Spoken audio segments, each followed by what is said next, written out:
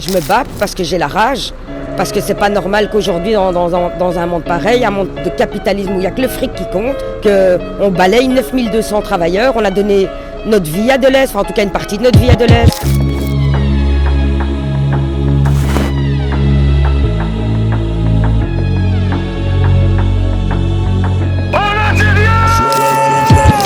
On est ici dans les dépôts de livraison de l'entreprise Deleuze, où les camions quittent et arrivent de l'entrepôt pour livrer et réceptionner la marchandise et les distribuer aux magasins intégrés, affiliés et autres. On est accompagné d'une centaine, voire 200 militants, collègues des supermarchés et des entrepôts pour montrer notre détermination face au drame social que Deleuze est en train de vivre à l'heure actuelle. Donc on a décidé tous en front commun de venir de nouveau bloquer Zélic. Comme ça, demain, les magasins ne seront pas livrés. Alors moi, Stéphane, 41 ans, une quinzaine d'années, travailleur chez Deleuze. Donc moi je m'appelle Anne Burnet, j'ai commencé à travailler chez Deleuze le 7 décembre 1998. Ça va faire 25 ans que je suis chez Deleuze. Donc voilà, moi je m'appelle Nora Enadi, je travaille depuis 30 ans à Saint-Antoine à Etterbeek. J'ai jamais connu rien d'autre que Deleuze. Deleuze a annoncé ici la vente de ses 128 magasins intégrés et décide de les affilier, de les franchiser pour toujours plus de rentabilité sur le dos des travailleurs. Deleuze était une famille et là on est vendu comme du bétail, voilà pourquoi on est ici.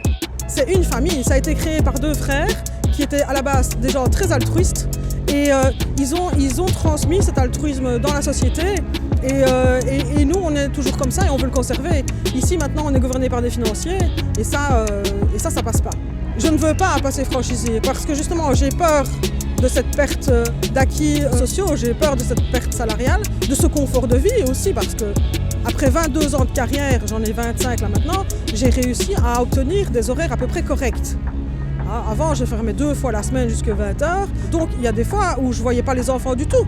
Une grosse partie de nos collègues ont raté des périodes de leur vie très importantes. Donc on a quand même donné pour cette société. Et ce que je demande, moi personnellement, c'est qu'on soit traité de manière digne et correcte. Je ne laisserai pas une multinationale telle que Ahold Deleuze faire de moi son paillasson et qu'elle s'essuie les pieds sur moi. Ce n'est pas l'exemple que je veux donner à mes enfants.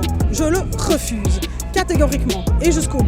Et pour l'instant, on entend que Deleuze ira jusqu'au bout, mais nous, ce qu'on leur répond, c'est que nous aussi, on va aller jusqu'au bout, parce que nous, on n'a plus rien à perdre.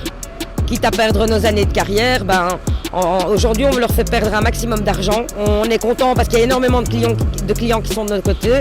Et on luttera, on est déterminés, on ira jusqu'au bout. Les clients sont super sympas, ils viennent nous voir tous les jours. Il y en a qui nous ramènent à manger, ils viennent voir si on n'a rien besoin. Ils sont très tristes aussi parce que finalement, ils se rendent compte que c'est leur caissière, qu'ils connaissent bien les gens. On a grandi avec ces gens-là, 30 ans. Avec nous représentons plus de 9000 travailleurs dans le pays. Avec nous, ce sont les autres sociétés qui vont emboîter le pas à Deleuze et c'est un véritable risque social. Ça va engendrer des travailleurs pauvres, ça va engendrer des catastrophes dans les familles, des catastrophes sociales.